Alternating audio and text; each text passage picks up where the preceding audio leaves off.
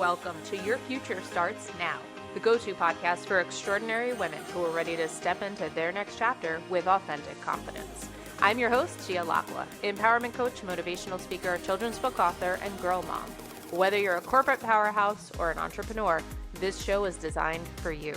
Your Future Starts Now is more than just a podcast. It's a movement towards rewriting the rules of success for high-achieving women. Are you ready to get unstuck and step into your next chapter? If so, you're exactly where you need to be. Your future starts now. Welcome to Your Future Starts Now. I'm your host, Gia Lacqua. Thanks for joining us. Today, I am thrilled to welcome Jamie Fiore Higgins to the show. Jamie is the author of Bully Market, My Story of Money and Misogyny at Goldman Sachs. She worked as a managing director at Goldman, one of just 8% of Goldman employees to earn the managing director title. She was the highest ranking woman in her department. An active member of the Women's Network Committee, Jamie spent her workdays running the trainee and internship programs, recruiting and managing top equity clients, and $96 billion in stock.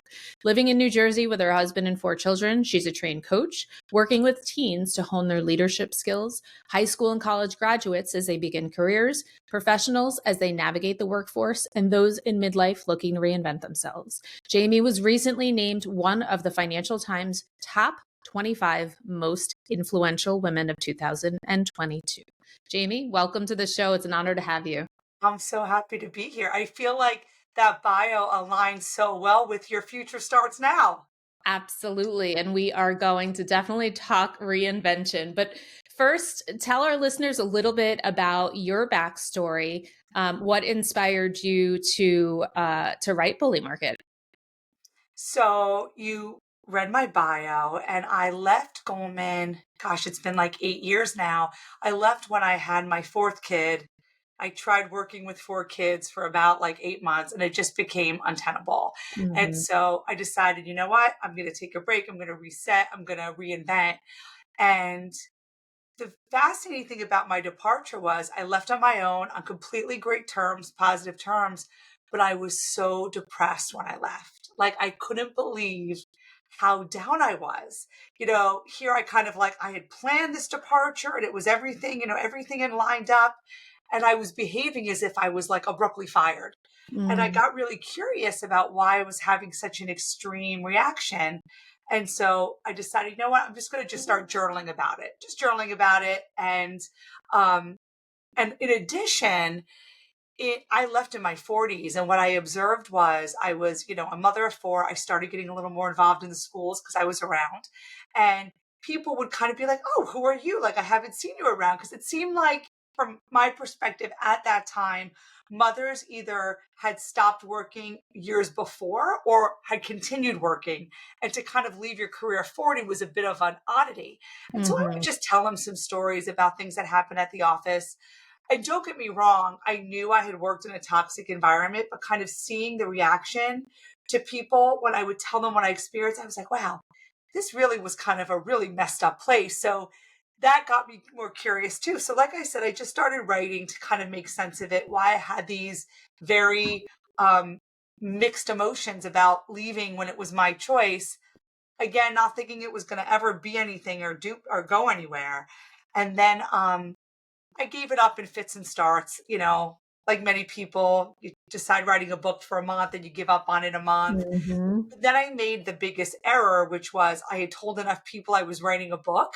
So then they would see me, they'd be like, how's the book going? And I was like, oh my God, I cannot be the person who talks about writing a book and not writing it. So I finished it again, not convinced anything was going to happen to it. And then just through some amazing introductions, I finished the book in February, and I had a contract with Simon and Schuster the following July. And then it was like, wow, I'm really going to go through with this. Like what had kind of been my personal account of what happened and why I did the bad things I did and why I allowed to be mistreated the way I was became kind of a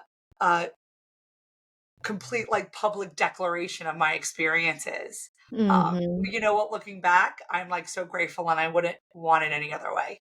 That's such an incredible story. So it wasn't something that you had intended to do and sort of planned to do and was working on all these years. It just sort No. of organically came about. And I want to touch upon a couple of really important things that you said. One is, the feelings of discomfort when you left and when you left on good terms and on your own terms, right? A lot of people, we experience those mixed emotions Mm, and don't know what to do with them a lot of times. So good for you for getting curious and really tapping into, why am I feeling this way and what is surfacing for me? Because it's very easy as high achieving women, I think, for us to try to suppress those feelings and just move on to the next thing and not fully process those experiences. So, I mean, that's incredibly powerful. And then look where it brought you. So, such a great life lesson. And then I love how you also said it was the biggest mistake in, telling people I was writing a book. oh yeah. It could have also been the greatest blessing, right? Yeah. But you know what? That to me, kind of looking back now on kind of all I've learned since my Goldman time, it's like it is really powerful to put intentions out there in the world, you Totally. know? Like looking back, it was like, oh my gosh, I can't believe I did that. But then I was Yeah. like, oh my gosh, I'm glad I did it, because then it just became this self-fulfilling prophecy. Like the people in my community, like, oh, what are you up to? Oh, Jamie's a writer. She's working on her first book. And I'm like, Yeah. okay, yeah, I'm a Yeah. writer. Like, why Yeah. not? I'm an author. It becomes this like positive feedback loop that I really do think creates opportunity. I feel like for me, as someone who I would consider like a high achieving woman, for me, I was always a bit of a control freak. Mhm. And it was like, I'm going to make this so, and I'm going to steer my career in this way, and I'm going to have all these things. And ironically, when you kind of loosen your grasp on life and Mhm. kind of let things take over, more amazing, magical things happen than when you white knuckle it and grit through it. And I've kind of seen, listen, I was successful white knuckling and gritting through it, don't get me wrong, but I feel like I've been more successful in what success really truly is by Mhm. kind of letting some things happen. That's an incredibly powerful takeaway. And I think so many women can relate to that and that control freak Mhm. sort of personality, the type A, right? Running on high octane all the time. And we just sort of become accustomed to it. We get used to it. And we, in part, it's driven our success. So Of then course. we become like afraid to sort of let that go. So I would love to know from your Yeah. experience, how did you learn to sort of let go and be more open? So I love, the bit of congratulations you gave me about, like being open and stuff. And I was eventually, but it took some time. So Yeah. when I first left and I was depressed, I'm like, I need to go back to work right away. Mhm. I started researching, maybe I should open up a Papa John's. Maybe I should open, it was literally like, it was literally like, an object in motion stays in motion. I just felt like I had to keep on doing it. And Momentum. the best Yep. advice I got was from my therapist, who's like, you know Mhm. what? You are really, really fortunate and privileged that you have a little bit of time. I had a baby at the time. I kind of budgeted, I'm going to give myself a little time to explore. And she literally was like, you can't do anything. You just have to sit with this and think and ponder. And what I find fascinating is how much progress is made by what a lot of us as high performing people would consider inaction, Mhm. when it's actually really action. Because I spoke with a group of professional women a couple months ago, and I was talking about careers, and I said something tongue in cheek, but literally every woman in the room's mouth dropped. I said, when's the last time you thought about your career when you're blow drying your hair in the morning? And everyone was like, oh my God, that's when I think about my career. Like, that's the small little pockets we give ourselves because we're so busy doing, and especially if we're partners or we have parents to care for, children to care for, Yeah. that the biggest gift for me was being okay with inaction and being open. I mean, this sounds like I'm so woo woo now, but open to like different communications that the universe was telling me, different messages I was getting from people that I normally would almost tune out because I was white knuckled focused driving my car in the direction that the MapQuest said I had to, because that was the Mhm. path to success and I had to follow that map and not, and then I started listening. I'm like, oh, maybe there's an exit ramp here I should take a detour on, and I realized there is magic in the meandering a little bit through life. I'm not suggesting we just sit and do nothing. I'm just suggesting being curious. And when things come up that make you wonder, giving yourself some time to wonder. And I think that was the biggest change in my action, not being so white knuckled and literally it was because my therapist said, no, you're not allowed to. You have to Mm. just stop and live and be. And then through that, when I was at that school event and I had told the mother one of these crazy stories from work, and she said, you really should write these down. And I was like, huh. I took the time to listen to that and consider that. And it was almost like my antennas now were open to everything as opposed to just transfixed on what I thought success had to be. Mm-hmm. It's incredibly powerful. And I can definitely relate. In 2018, I had experienced severe burnout, and I took some time and kind of stepped back to reflect. And it was uncomfortable for me at first, right? Because we're not used to taking that time for ourselves and being quote unquote unproductive. But you're right. Sometimes it's the most productive Most thing we productive. can do, right? To give ourselves that space to breathe, to think, to process, to plan, to be strategic. We're strategic at work, but we're not as strategic with our lives. And so Right. really taking the time out for ourselves, which is really hard, but so super important. So I think It that's a is great lesson. productive. Like It that, I is. think is the Yeah. thing. It is productive. Yeah. Like you don't have to be doing or checking things off a list if you're just spending time thinking or meeting with people or having discussions or reading books you are doing work. It's just a different type of work. Yeah. Yeah. It's a mindset shift, right? And it's the same thing as when we fail to, give ourselves time to indulge in self-care. And I hate to say it that way, but, to really take the time out to do things for ourselves. Sometimes we're reluctant to do just that. So it really is a mindset shift to actually, this is going to contribute to my well-being and how I Yeah. show up in the world. Right. Yes. And I think Yes. that's a really important mindset shift for people. Um, and I love, women wear many hats, right? And so our jobs can become our identity. If we're Mhm. mothers, motherhood can become such an important part of our identity that we're showing up for everybody else, and we fail sometimes to show up for ourselves. And then it's, if you take off these hats and you take away these roles, who are you at your core? And I think we forget who we are because we're so busy fulfilling these different roles.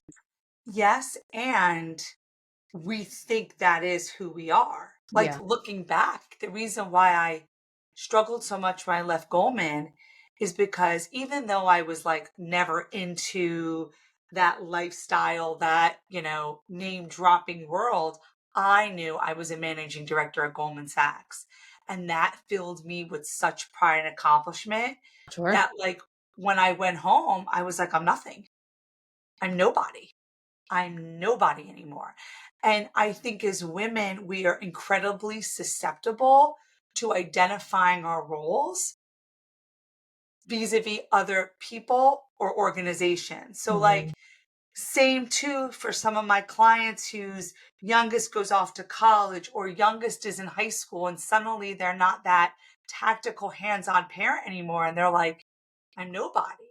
And Mhm. so I think it's just so important as women, especially because we tend to be more of the caregivers, that we always kind of have an identity of who we are that we bring to all these different relationships. So if any one of them disappears for whatever reason, because you quit or you get laid off or your child goes away or a divorce happens, you're still standing because you're Mhm. still who you are. Yeah. Yeah, and I think that's where the identity piece and the self-worth piece comes into play for sure. For sure. Yeah, great point. So I'm curious, Jamie, what do you hope that readers take away from your book?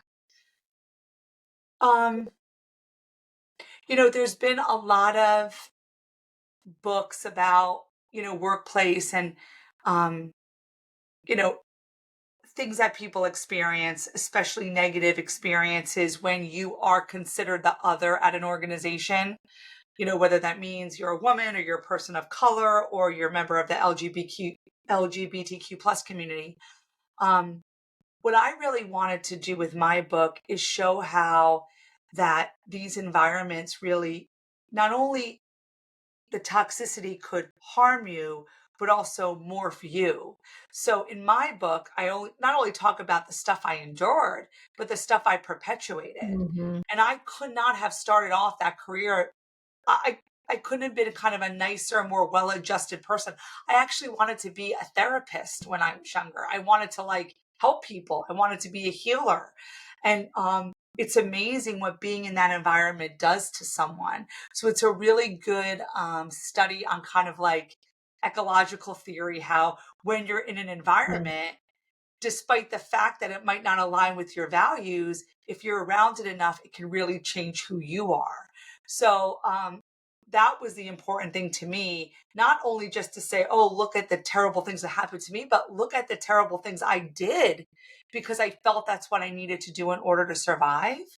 Um, I also wrote it because I was not very helpful to a lot of women, and that was kind of my way to make amends and own that behavior and also to really kind of shine a light on what's really going on in these workplaces because I think firms are very good with their talking points and their hiring goals and great maternity leave packages and 24-hour lactation consultants and oh, this is a great place for a woman to work, but they don't really talk about the truth, which is kind of buried under the veneer of kind of all the lovely curated press releases. Hmm. um, Really with the hope that people kind of talk about these issues because for a topic that affects so many, it's amazing how few people really openly talk about it. And so Yeah. to me, we talk about gender equality and the wage gap and all that stuff. But you know what? If we're not even comfortable really having tough conversations, how could we ever expect to see real meaningful change? And so I hope my book forces some of those tough conversations. And, some of the best conversations I've had about my book were about people who weren't supportive of me, who Hmm. didn't like me as a character in my book. And I said, that's okay. I didn't write it to like have a Jamie fan club. I wrote it to talk, to have a tough conversation and let's have it. And, what are you really thinking? And, what can I say to possibly show you a new perspective?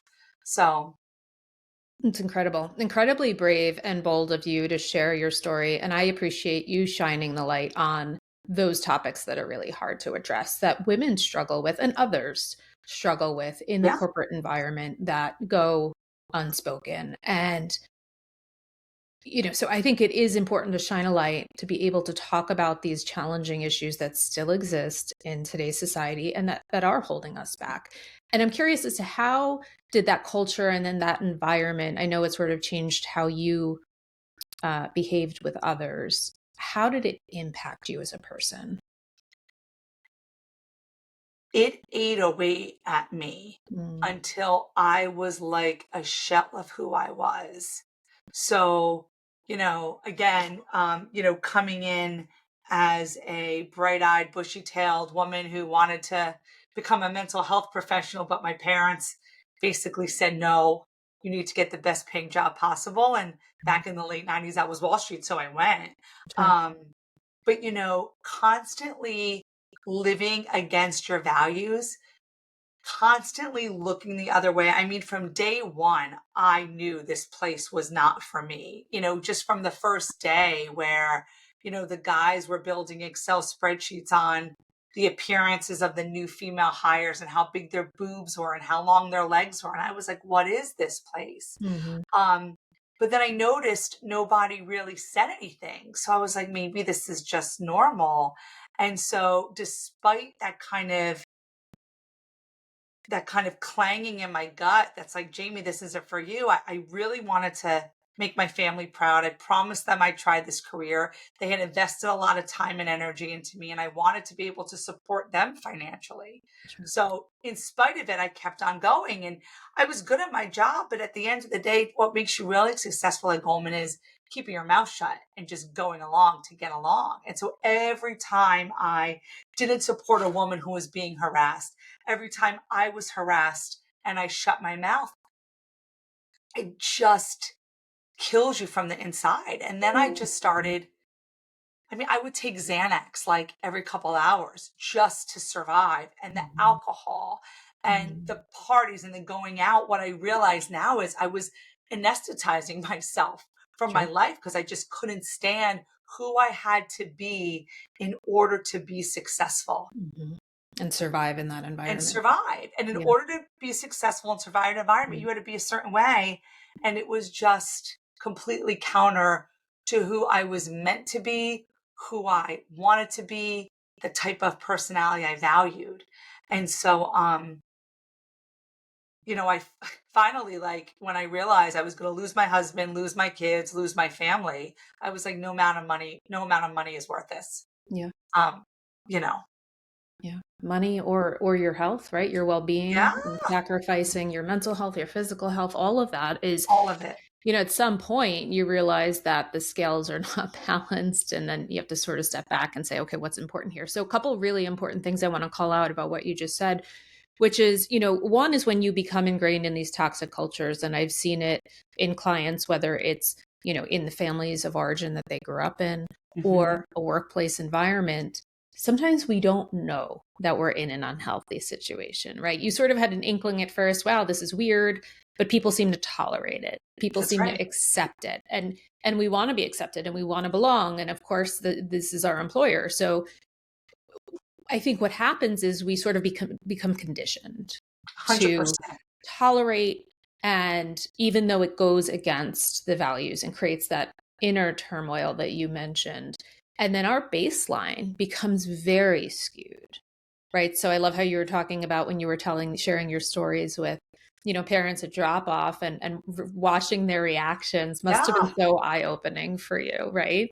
Yes. So, yeah, and sometimes it takes that external reflection to say, huh, maybe that wasn't normal, right? And so interesting. 100%. I think a lot of people do experience that, where they do feel that inner conflict, but it's hard to pinpoint because it's somewhat generally accepted behavior. Yeah. And that's the thing. And what I observed was like the behavior was just ignored and then it just Yeah. gets normalized. Like this Yeah. is just what it's like here. Yeah. Um, so yeah, it's astounding. And to your point, I was leaving the house at 5 a.m., not getting home till midnight, 1 a.m. I did not have any outside people other than like my husband. I hardly saw my friends anymore. I had a mentor at Goldman, but she was looking through the same warped glasses too. Sure. So you know what I mean? So it was kind of like the blind leading the blind. And it really is important. And that's why I always say that to my clients. It's like, whether it be a coach, whether it be a mentor, it's got to be out of your organization Yeah. because you need to have a fresh set of eyes on what's going on. Because when everyone is enmeshed in a world, where it be a family, a school, an organization, it's like you can't trust your assumptions. Yeah. And you can't trust what other people say too, because you're kind of all in that Jedi mind trick. Hmm. Drinking the Kool-Aid, right? Yeah. I know. And it's hard. And I think it's also very applicable and relatable to general beliefs about ourselves and about life, right? That become ingrained in kind of the way we see ourselves, the way we see the world, that can really hinder our growth. And so I think it's incredibly powerful lesson. I also think, what you said about what we learn to tolerate and put up with despite that inner tension, I think there is a hidden cost of success for high performing women. And that takes many different forms. For some people, it is sacrificing, our health and well being. It is sacrificing time with our family, our, personal relationships. For some people, it is tolerating sexual harassment. Mm-hmm. And these are the things that we don't talk about because women, I think, generally assume that these are the hidden costs that come with success. I also think there is such a fear of retribution. Yeah.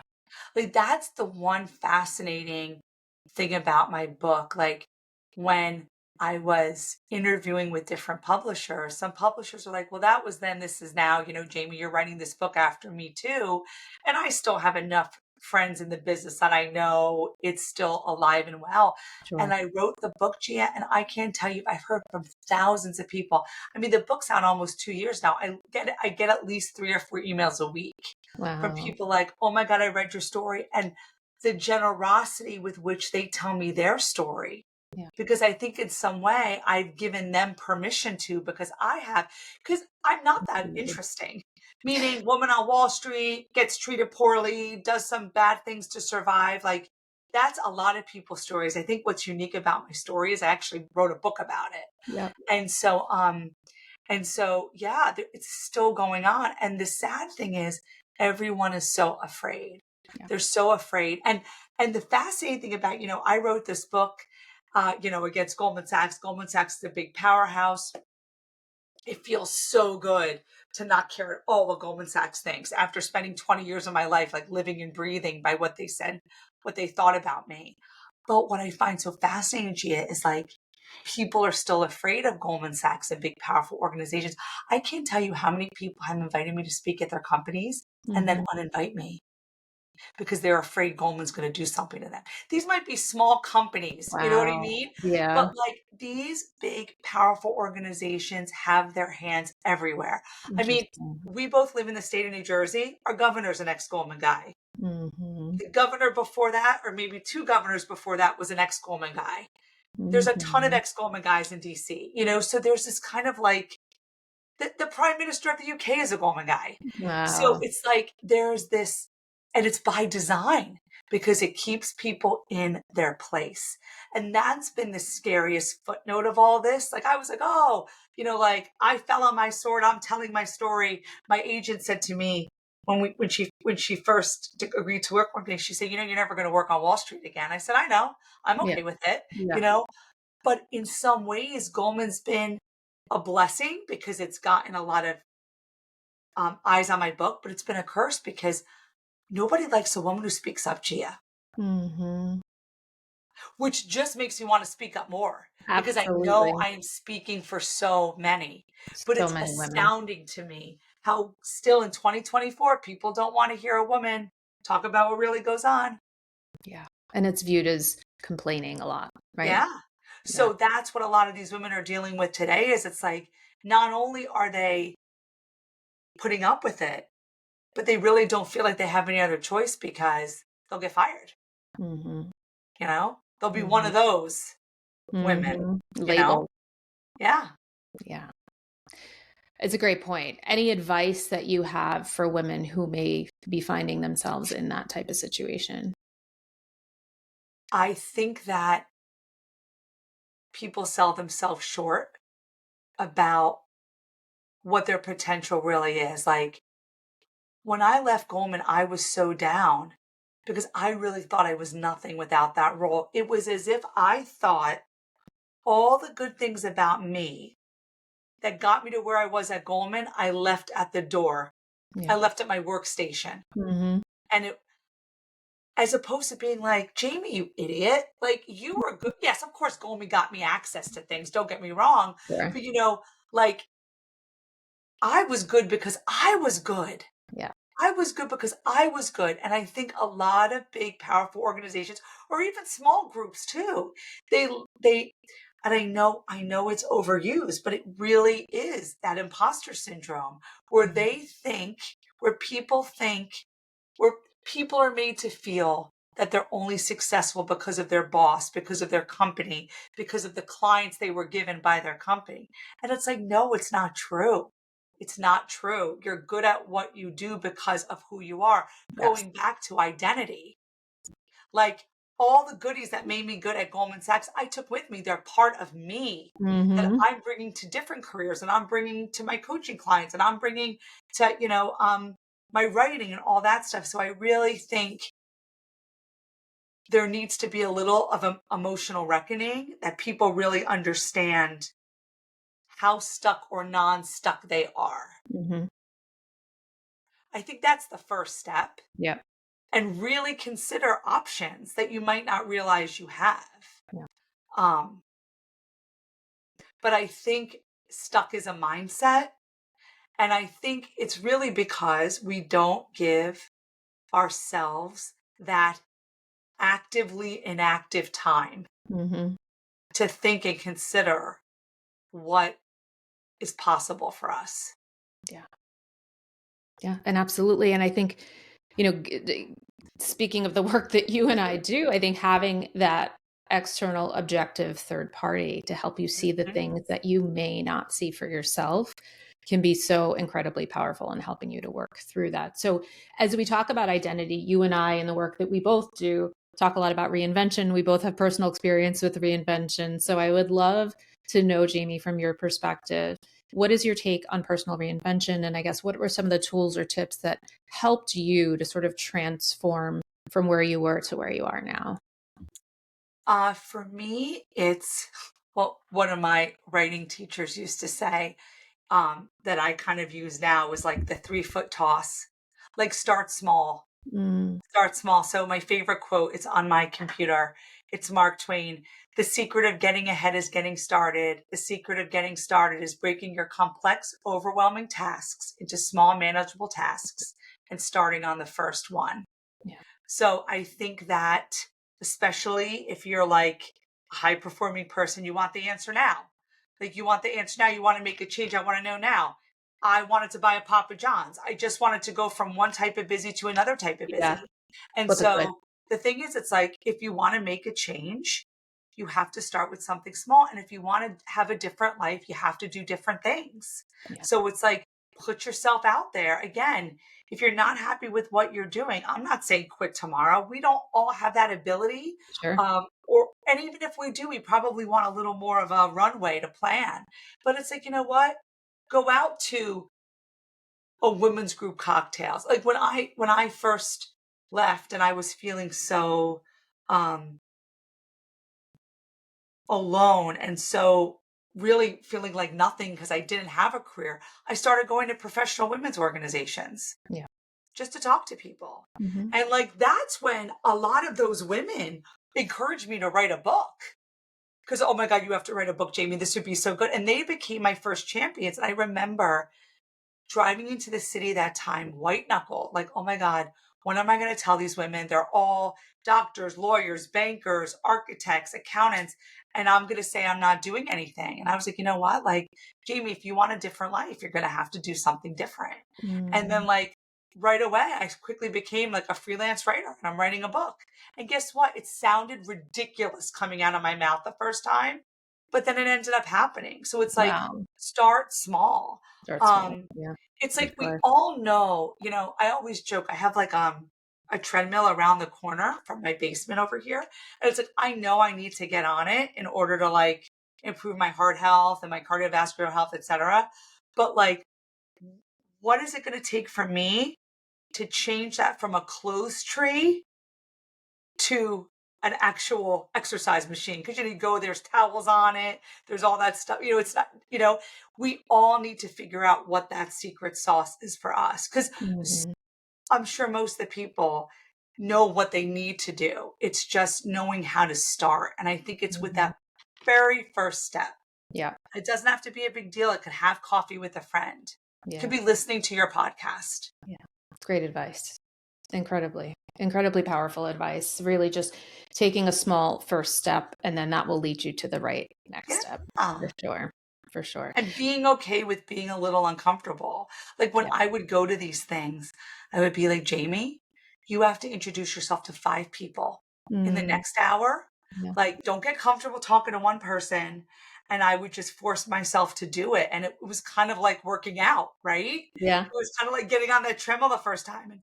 But I tell you, half of those people, some of those people I never talked to again and they were helpful at the time, but a lot of those people are like in my acknowledgments in my book because they were my very first champions Isn't in that writing. incredible? People that you hadn't even known previously, No, right?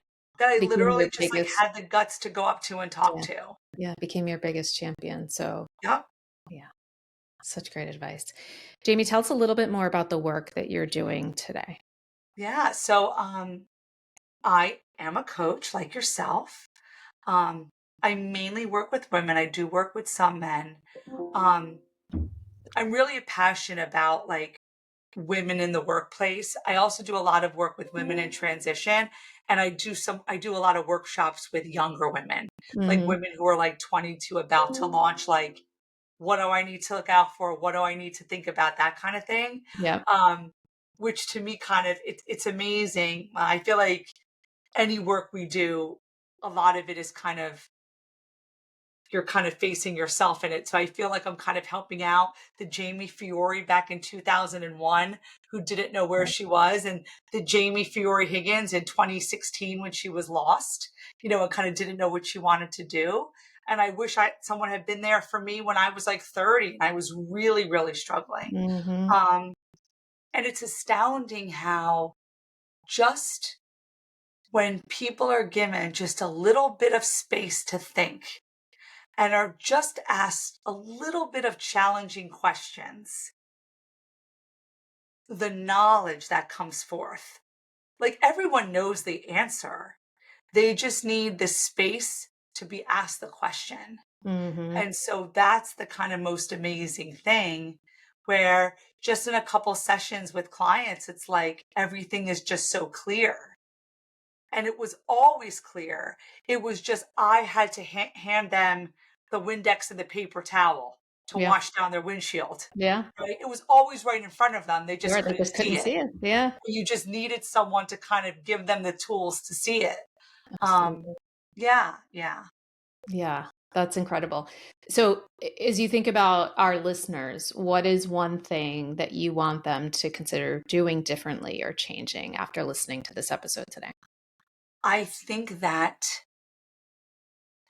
especially as a woman who's a little bit older, I feel like we become obsessed with youth and obsessed that there's only opportunity in youth. Mm.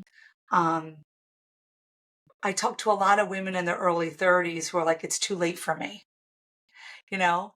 And to me, it's like there is no expiration date on opportunity. Like, Mhm.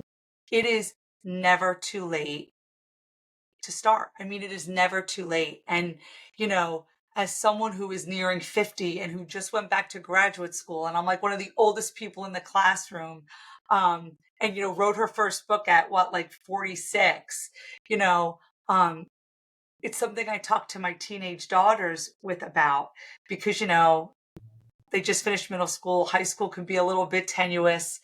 And they'll talk about, oh, and this girl, she just has it all together, and this girl has it all together, and I Mhm. feel like a hot mess.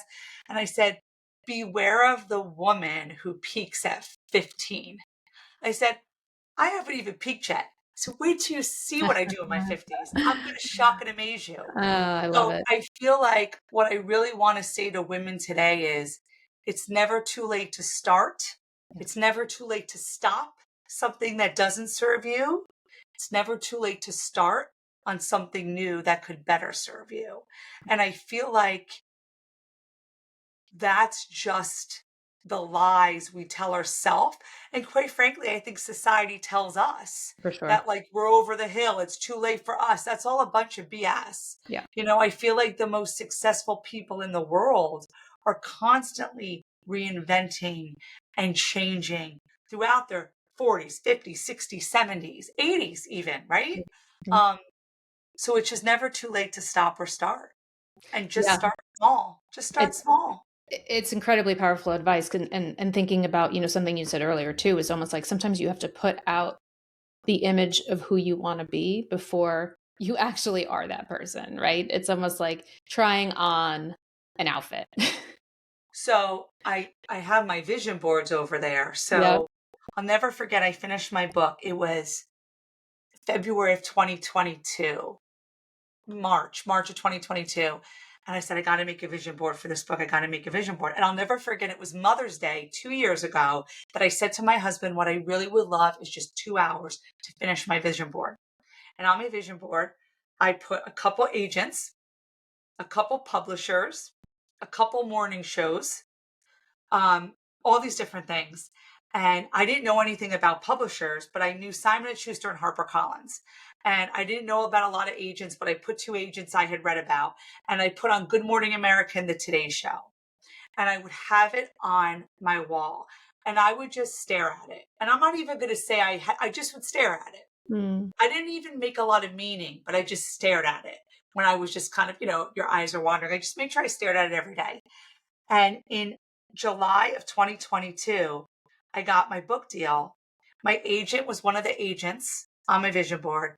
My book deal was with one of the publishers on the vision board, and it was in competition with the other publisher, on my vision board. And I wasn't on Good Morning America, but I was on the Today Show. And my 13-year-old at the time was like, Mom, you manifested all of this. And listen, I'm not saying it's like 100% accurate, but let me tell you, I manifested about 80% of what's on that board. And it's not some magic thing. It's not some like voodoo thing where you just sit there under a blanket while you're watching Netflix, you stare at it. No, but as you see it, it kind of gives you more confidence, and then it makes you take steps, and it makes you put yourself out there. And it's just astounding. So it's like, and you know what, at the end of the day, Gia, it serves my mind a lot better to look at an image board of positive things I want to be than to go to my old mantra of how much I stink. Right? It's just a better place to be. I'd rather just, it's like you feel better after you eat a salad as opposed to eating McDonald's. It's the same thing. Sure. It's better for your mind to think positive things than negative. Yeah. And so, so it's like, start small, dream big, imagine big. It doesn't cost you anything. And don't buy in to this BS of our society that says if you don't know exactly what you want to do by 30, you're done for. Yep. I just got the chills listening to your story of the vision board. That is just right there. It's amazing. Yeah. Incredible. And I love the power of that, right? And people, especially for people who are visual, right? Having that to sort of reflect on and aspire to. I love that. Yeah. And if you know what, if you're not into like cutting and pasting on a vision board, make a Pinterest board, or, like make a photo collage that you look at. Or PowerPoint slide or something, for sure. Yeah. For sure. So Jamie, on this podcast, we talk about success and redefining success. So I would love to know from your perspective, how do you define success for yourself today? And how has that definition evolved for you over time? So the definition of success for me is, I think every human on this earth needs to have their own mission statement. So, all the big companies have one, like you should have one too. I have my own mission statement. And my definition of success is, and by definition, my vision statement is aligned with my interests and values. And success for me is to make sure I am, most of the time, because, everyone has a bad day or two, but that I am bringing my mission statement. I am living that mission statement in every aspect of my life, be it personal or professional. So just give yourself some time to figure out who it is you want to be and what you stand for. And I think that if you bring that to all aspects of your life, you are a success. I also think you have to come up with your own definition. Part of my problem was I went to Goldman following my parents' definition of success. I stayed at Goldman following Goldman's definition of success, and neither served me because it was completely out of line with my values. So once you have your own mission statement and you know what living in alignment with your values and goals means, then I think it's much easier to chart out a course of success for yourself. I love that. And I'm going to venture to guess that when you have your own mission and vision statement that is aligned to your values, it's going to feel a lot different than it felt like when you were working at Goldman. And I use it all the time. I use it as a mother. I use it as a daughter. I use it as a sister. I use it as a spouse. Absolutely. I use it as a friend. I use it as a teacher, as a coach. Yeah. Incredibly powerful. Jamie, before we wrap up, where can our listeners learn more about you and the work that you do? I'm at JamieFioreHiggins.com. There's a contact me button, information about my book. So just drop me a line. Perfect. Jamie, thank you so much for being here, for sharing your insights, your story, and your expertise. It's really been an honor to have you on the show. It's such an empowering chat today. Thank you for having me. And of course, you can visit my website at gialacqua.com, reach out on Instagram at gialacqua, and don't forget to subscribe, rate, and leave a review. This is Gia signing off with gratitude for your time and energy. Our mic drops, but the movement continues. Until next time, your next chapter is waiting. Take care. That concludes another empowering episode of Your Future Starts Now. Before we wrap up, I want to thank this incredible community of high-achieving women. Your energy, resilience, and commitment to growth are the driving force behind what we do. If you enjoyed today's episode, please rate it, leave a review, and don't forget to subscribe so you never miss an episode. Your feedback fuels our mission to empower high-achieving women just like you. And of course, share Your Future Starts Now with the extraordinary women in your life who are also on a journey of healing and empowerment. Connect with us on social media, share your thoughts, let us know what topics you'd like to explore in future episodes. Stay connected on Instagram at gialacqua. I encourage you to carry the energy of this conversation into your day and keep on supporting the incredible women around you. Until next time, remember, your next chapter is waiting.